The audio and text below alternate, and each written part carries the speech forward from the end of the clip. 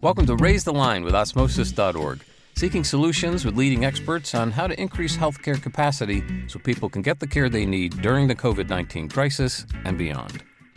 Hi, I'm Shiv Gaglani, and today on Raise the Line, I'm privileged to be joined by Dr. Peter Buckley. Dr. Buckley is a psychiatrist and expert in schizophrenia who became Dean of the Virginia Commonwealth University School of Medicine in 2017 and served as interim CEO of the VCU Health System from January to September of this year. Prior to coming to VCU, Dr. Buckley also served as Dean of the Medical College of Georgia at Augusta University from 2010 to 2017. In addition, he serves as a member of the Board of Directors of the Association of American Medical Colleges, the AAMC, and is chair of the Administrative Board of the Council of Deans of the AAMC. Dr. Buckley, thanks so much for taking the time to be with us today. Shiv, it's a real privilege. Look forward to chatting with you. So we like to ask our guests in their own words, kind of what attracted them to medicine, and then specifically, you have a pretty amazing background at the intersection of neurobiology and schizophrenia. Would love to hear about how you chose not only medicine, but then psychiatry as well. Great. So Shiv, let me be brief. I come from a medical background. Turns out my grandfather was dean of a medical school in Ireland, which didn't make a lot of significance to me when I was younger, but both my parents were doctors. And so I kind of fell into medicine. And then my father was a family practitioner, and it was planned that I might end up taking over his family practice. And so that seemed to be my destiny until I did my medical student clerkship in psychiatry. And I was extremely taken by just how debilitating mental illnesses were, and also just how significant they were on their impact in society and on individual lives.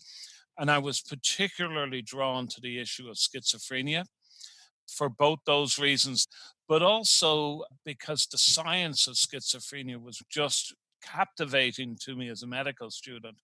So I had a kind of epiphany that I was going into family medicine, U-turned and went into psychiatry.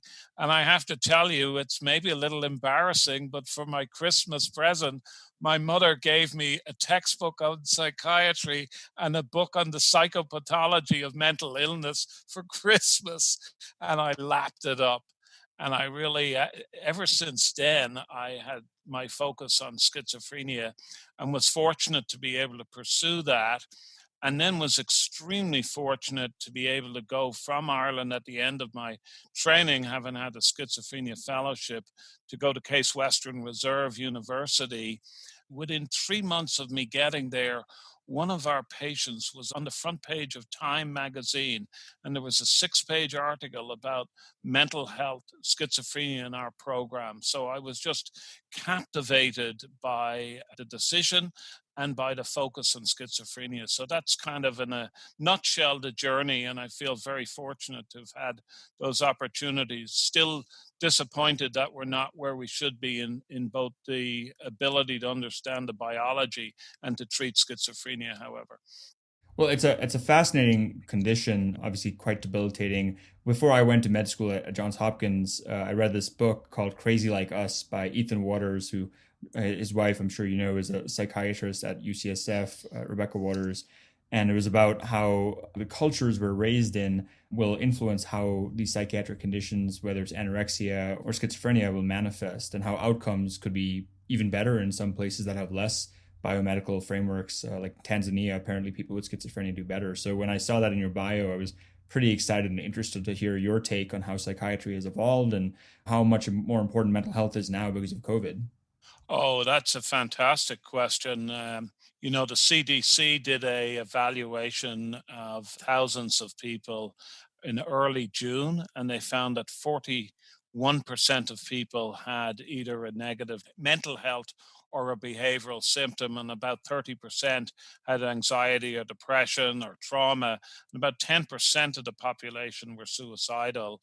And so we knew to begin with that there is a lot of mental illness. Schizophrenia, turns out, is one of the least common of mental illnesses, but depression and anxiety and trauma are ubiquitous human phenomena, unfortunately, that result in mental illness. But now, compounding that is this kind of public health dis-ease, if you like, that represents anxiety, loneliness, worrisome, and also depression and suicidality directly attributable to coronavirus. And it may well turn out, Shiv, ultimately in the long run, like 9/11, where the long-term morbidity is actually more mental health than physical health. Obviously, time will tell with that. Wow. Yeah, it's the second or third order effects of what we're seeing right now. And so, Exactly. switching gears, I know we'll get back into mental health, Yeah. especially in your role as the dean of medical school. But can you tell us how you got from being a world-renowned researcher and psychiatrist into academic leadership? Not only of medical school, but then an entire health system earlier this year. Sure. So I was fortunate to go to Case Western. And then I ended up being medical director of a state hospital while I was at Case Western. And I was very young in my career and young in age. And it was a phenomenal opportunity. I was so fortunate to get that. And my mentors had really kind of set the stage for me. After about 6 years of that, I had the opportunity to go to the Medical College of Georgia. I got to tell you, Shiv, it wasn't the best job advertised in America because the prior chair of the department had been incarcerated for 15 years for research fraud. And so it was a department that was in the doldrums. And I was fortunate to be competitive enough to get that job at the stage of my career. And then we embarked in a remarkable turnaround of that department, which was really quite invigorating in itself from a leadership perspective. And we also worked with the state of Georgia, which had a lot of mental health problems as well as additional scandals. And we were able to help the state improve its mental health system. So all of that gave me a lot more experience in administration. And then we got a new president, and I had the opportunity of becoming interim dean of the medical school, and I kind of didn't see it coming. And I said I'd go as an interim and try it out and see.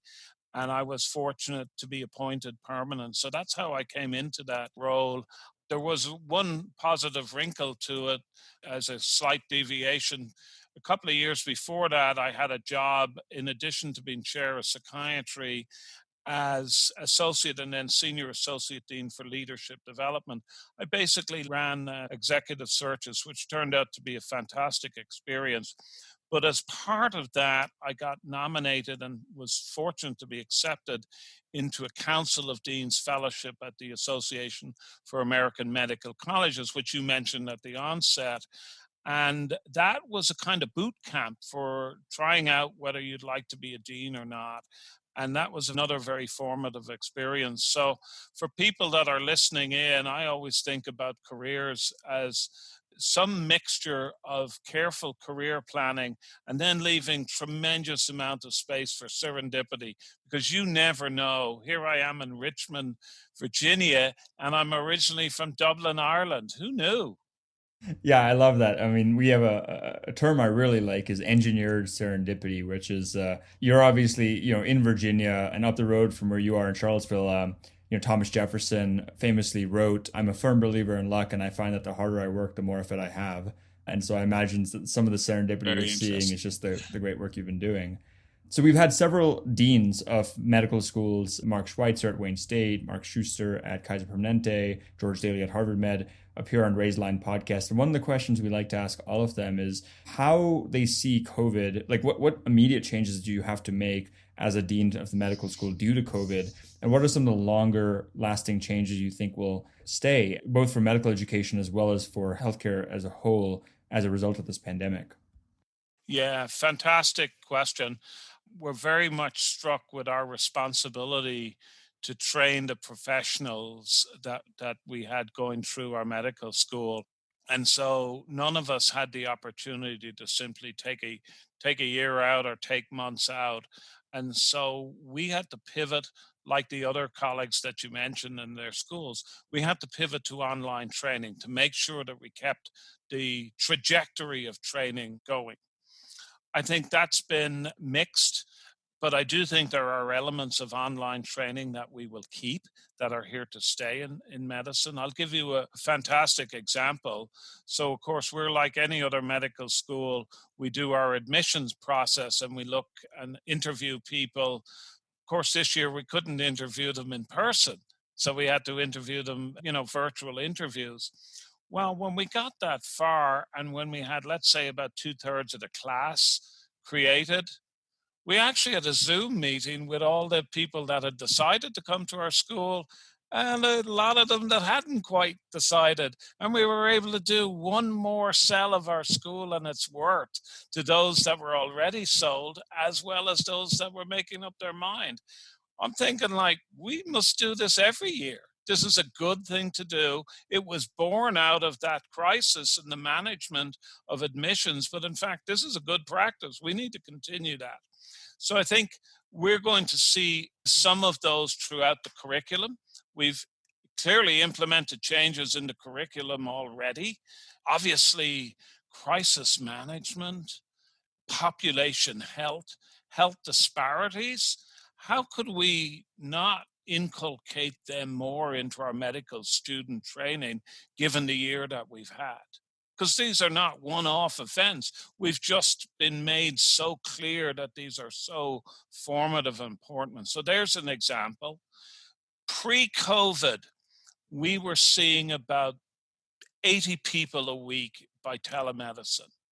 Enter COVID, we flipped to telemedicine, and we've now been doing on average about 4,500 visits a week. So that's here to stay. The nuances of it may change, but that's here to stay.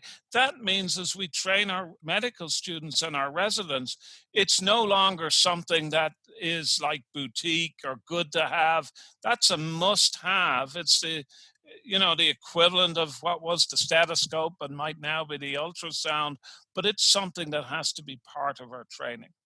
So I see a lot of that, very much those changes.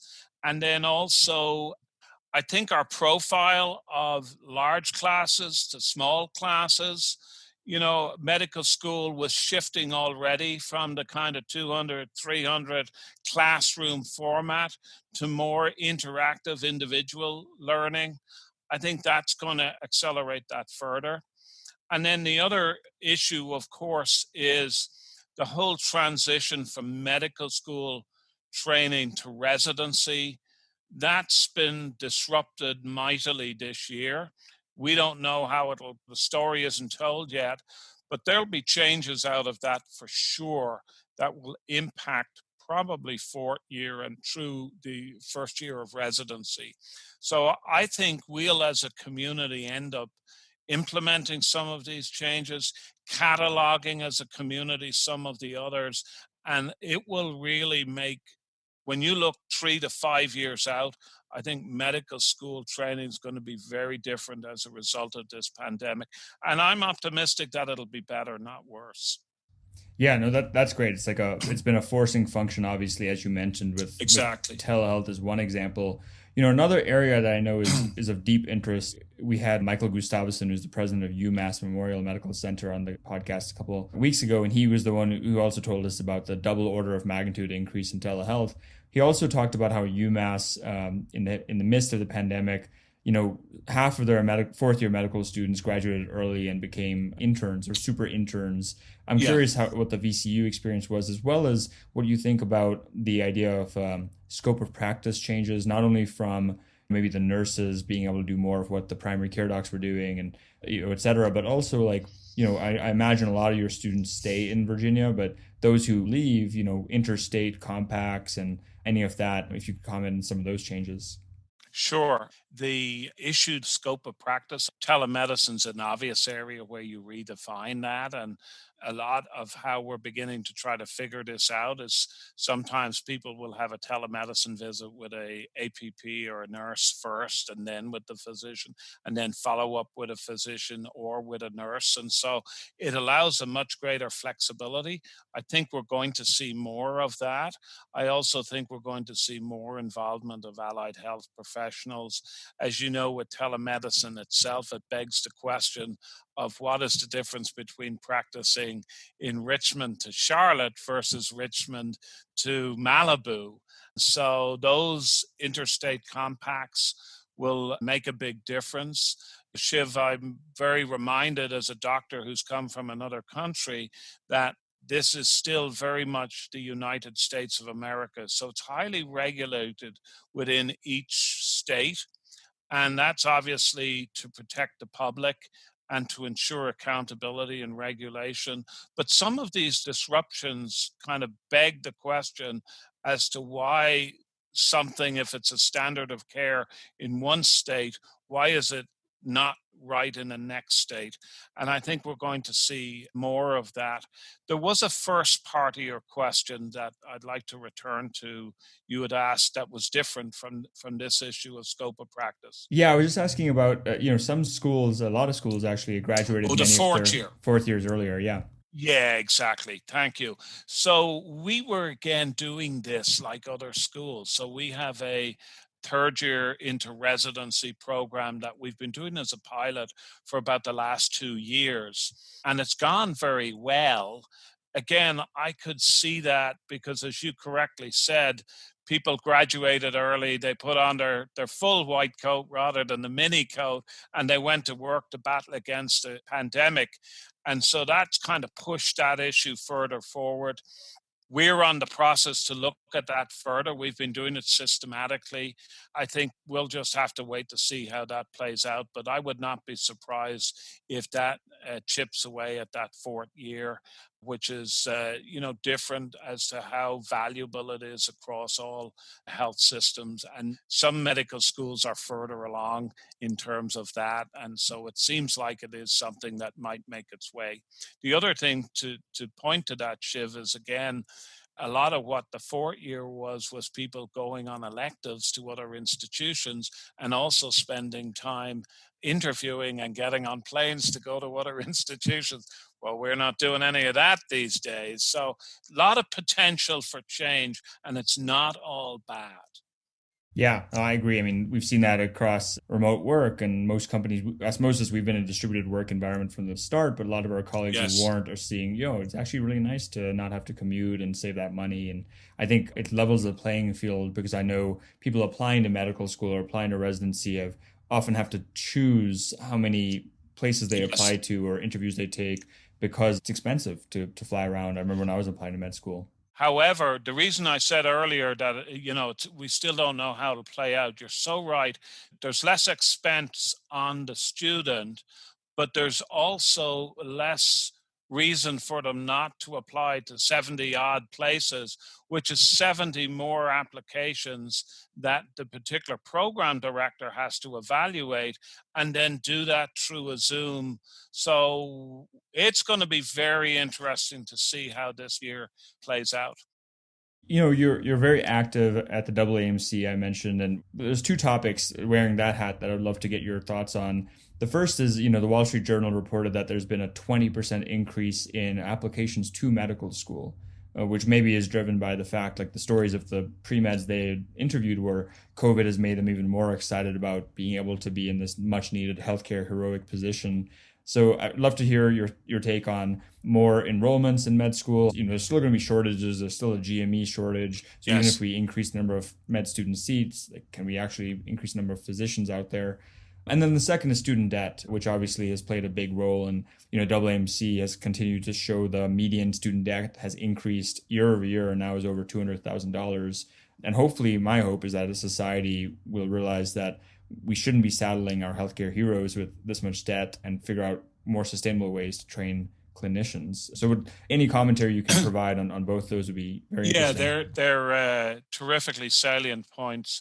On the first issue of more people going into medicine, I think it's a terrific profession. And obviously, so do lots of people, and more each year. But there was recently, a couple of months ago, there was a public survey done comparing the public trust in various professions. And doctors and nurses scored higher than any other profession at an 85% rate, and quite frankly, higher than any time in decades.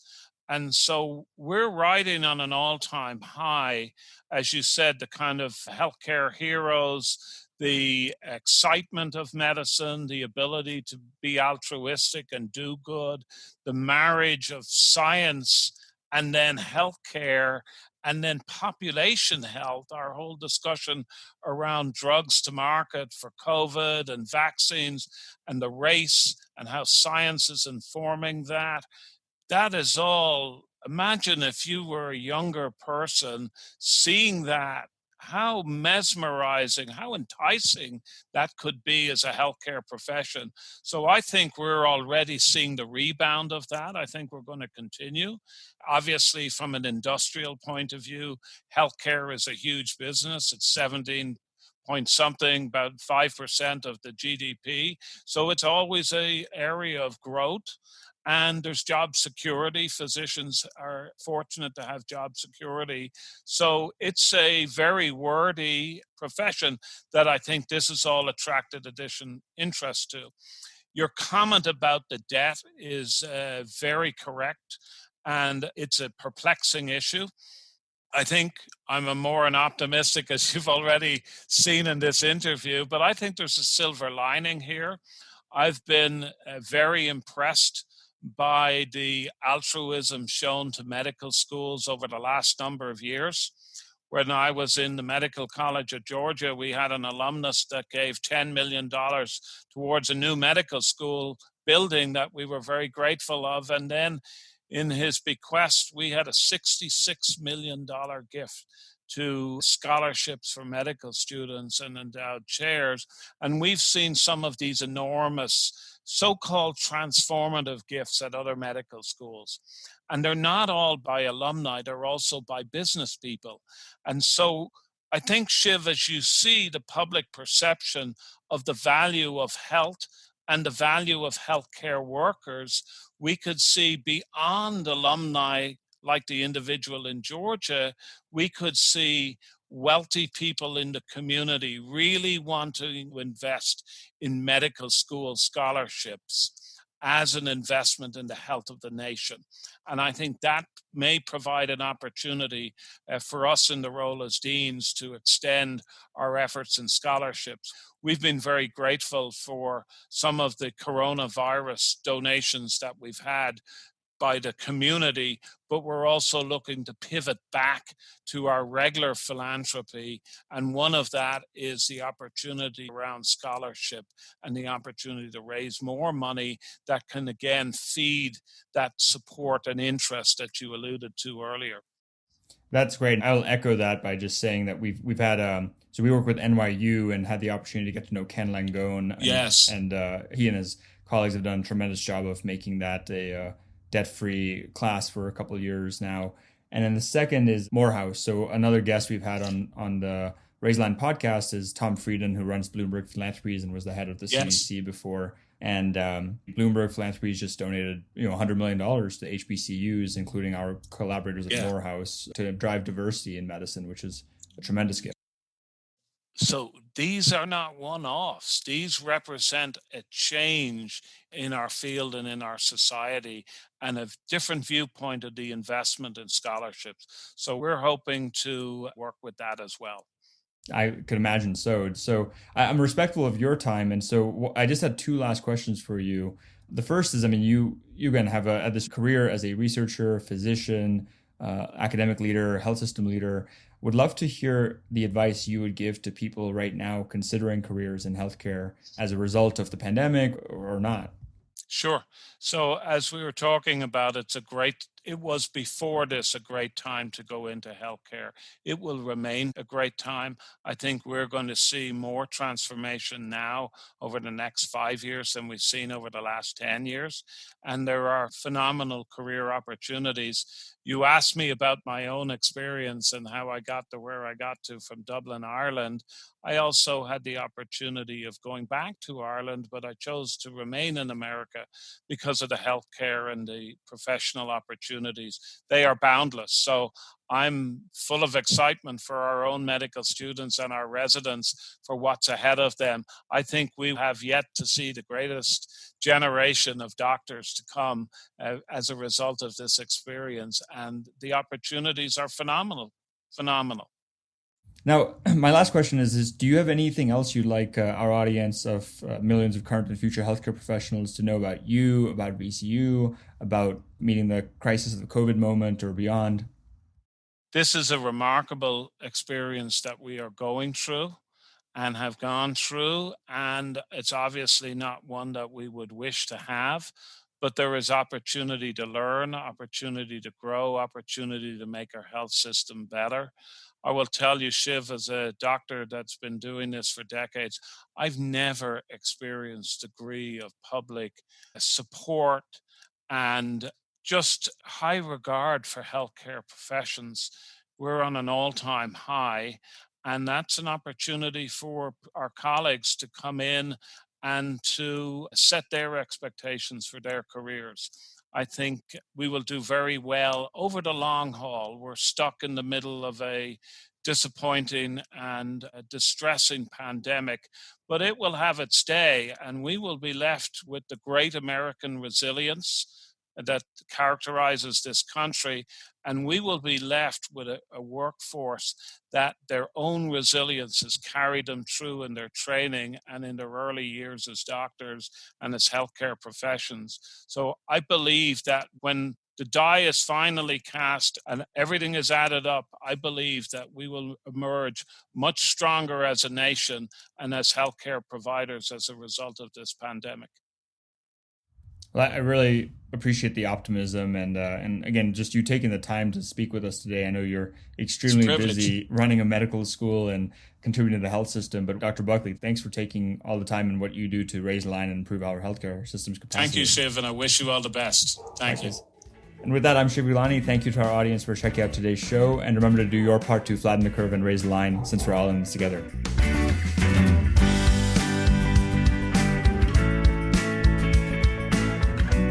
For more information on how you can help raise the line and flatten the curve, go to osmosis.org/COVID-19. If you like this podcast, please share it on your social channels. You can also subscribe to the series and check out all of our podcasts at osmosis.org/raisethelinepodcast.